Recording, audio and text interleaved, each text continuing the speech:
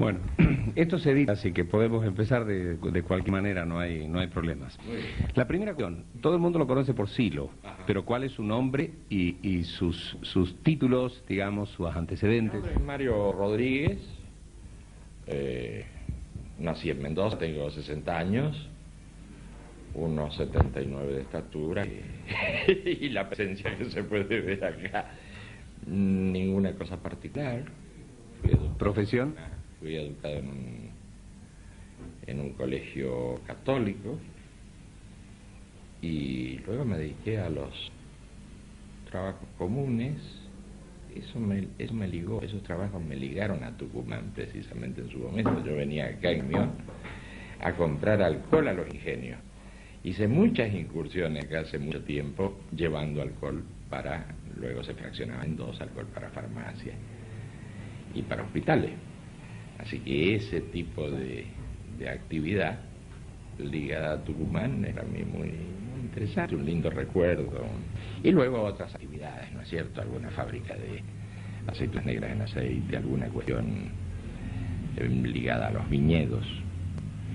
Y bueno, también se fueron arruinando con la crisis económica que fue sufriendo la provincia de Mendoza.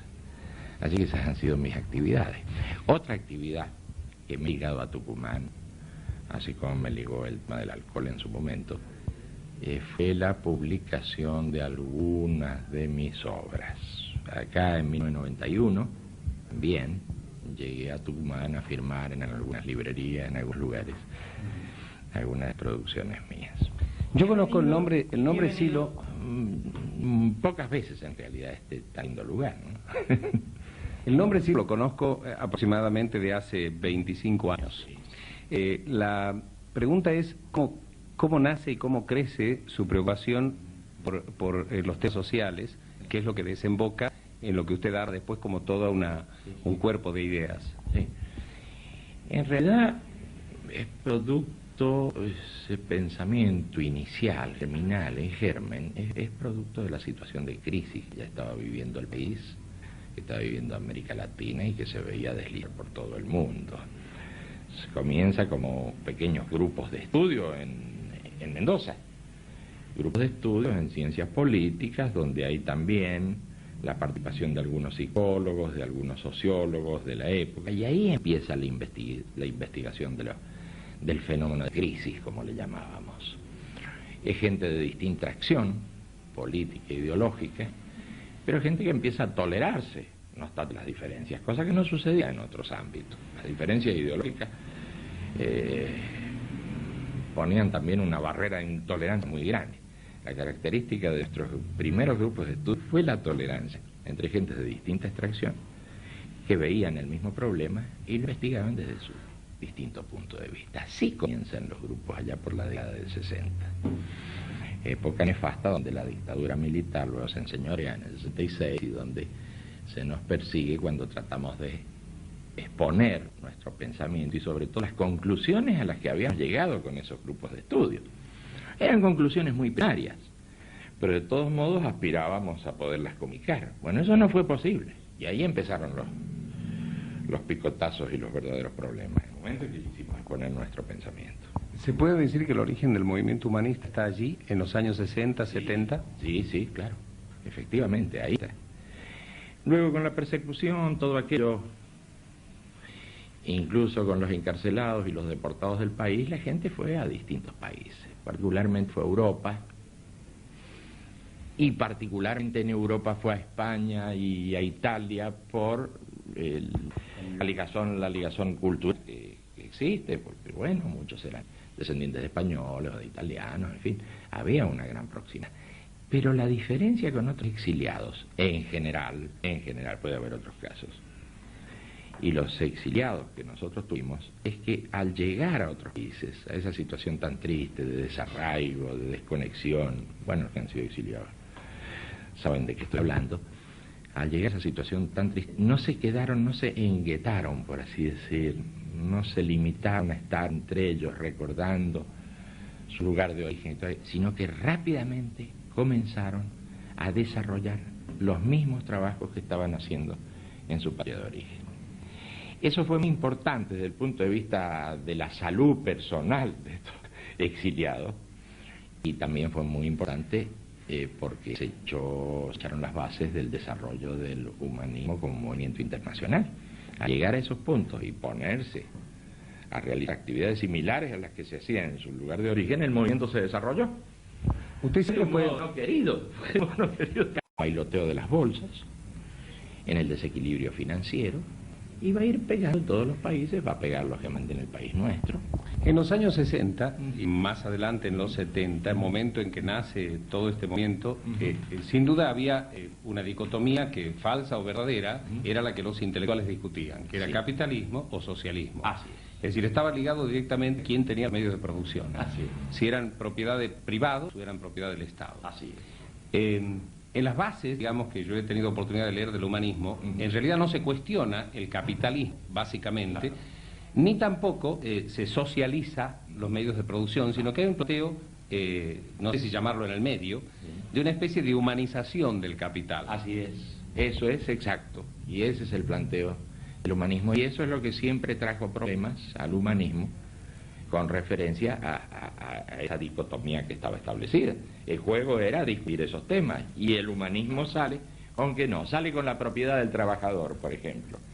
Si la empresa está por cerrar, si la empresa tiene dificultades, favorezcamos con créditos adecuados, siempre y cuando esos créditos favorezcan a la vez la tenencia de acciones del trabajador en la empresa. Entonces la empresa no cerrará, el trabajador se irá siendo dueño de la empresa y todos contentos. Bueno, eso no se hace. Nosotros propiciamos la propiedad del trabajador en la empresa y tratamos de favorecerla. Lógicamente eso requiere de un gran esfuerzo de comprensión, de talento, de espíritu y de no dependencia del sistema político en general. Pero si se favorece la propiedad del trabajador, se favorece al país, se favorece al individuo, se favorece a la colectividad y demás. Ese es nuestro planteo.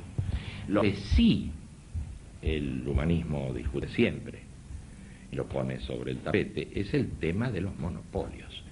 Se trate de monopolio estatal o se trate de monopolios privados, para el caso es monopolio. Y acá hay que hacer saltar los monopolios. No se vaya a creer que por el hecho de haber privatizado algo que estaba en manos de Estado, por el hecho de haberlo privatizado, ha desaparecido eso con monopolio. No, ha pasado a un paraestado, que para el caso es fuerza monopolizadora igual que la del Estado. Acá lo que se necesita es la diversidad y el juego de fuerzas en todos los campos, también en el mercado. Supongamos el caso de la educación. El humanismo dice educación gratuita, universal, pareja para todos desde los primeros años de la infancia hasta la universidad. Educación gratuita, laica, abierta a todo el mundo. ¿Qué va a pasar con la universidad privada, por ejemplo? Que los que quieran la universidad privada hagan su universidad privada, vayan a la universidad privada, pero el Estado no puede deshacerse de las universidades y no puede deshacerse de poner la educación y la cultura al servicio del pueblo. Así que hablemos de la medicina. Si algunos quieren tener sus hermosos hospitales carísimos y cobrarse entre ellos los que les guste, que lo hagan. Pero el Estado tiene la obligación de manejar la salud al servicio de la población y hacerla llegar a todos los puntos. ¿Por qué motivo habría de existir una escuelita rural? ¿Por qué motivo habría de existir un dispensario público de salud si no es negocio? Los privatistas, por ejemplo, no tendrían por qué poner una escuelita muy equipada donde hay 20 alumnos. Tampoco tendrían por qué poner un dispensario de salud porque no reditúa. Para ellos tanto la salud como la educación es un negocio más. ¿No hubo en algún momento, no sé si en Argentina que está claro que no, pero en algún momento, en algunos lugares del mundo, la socialdemocracia no planteaba en la práctica algo similar? Lo planteaba en Europa, y particularmente en Suecia. Pero los intereses de las grandes compañías y demás fueron debilitando las posturas. Esa es la verdad. Así que sí, hoy está siendo desmontado toda la estructura social que tenían.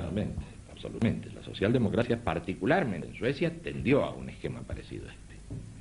Y era un avance importante. Hoy, ¿qué siendo la socialdemocracia?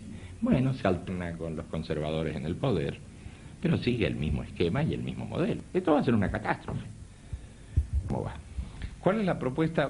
Bueno, yo conozco la propuesta política, me he tomado el trabajo de leerlo al librito completo y los 20 puntos en los cuales se centra la cuestión. Hay puntos netamente económicos que, bueno, no merece la pena, porque además necesita una explicación bastante profunda. Pero hay algunos puntos que apuntan casi a compartir ciertos principios con lo que se conoció como el marxismo, digamos, de escuela. Es decir, no el marxismo real de la Unión Soviética, sino... Por ejemplo, esto de la propiedad de los trabajadores o el análisis de la sociedad en clases, que lo hace, algunos otros puntos relacionados con el papel del Estado y la función que debe cumplir, digamos, algunos puntos de fondo del que inspira una posición generalizada que parecen tomados del marxismo casi de forma directa. Sí, en realidad es producto del acervo cultural de Occidente, no nos engañemos. También el marxismo nace en un contexto donde ya existían muchas formas de socialismo. Incluso los llamados en su momento socialismos utópicos, tenían mucha fuerza, mucha potencia y hacían muchos planteos. Todos esos planteos pasaron al marxismo y también han pasado a nosotros. Nosotros no caemos de Júpiter, sino que estamos dentro de esa tradición que va pasando a través de distintas etapas y que llega hasta nosotros. ¿Cómo no va a llegar? Muchos planteos propios del marxismo, muchos planteos del socialismo utópico. Claro que sí, y no hay ningún problema en reconocer. Esto es así. En una época en que la globalización, entre comillas, ha traído el deseo por las ideologías y el discurso del final de las ideologías y sobre todo se habla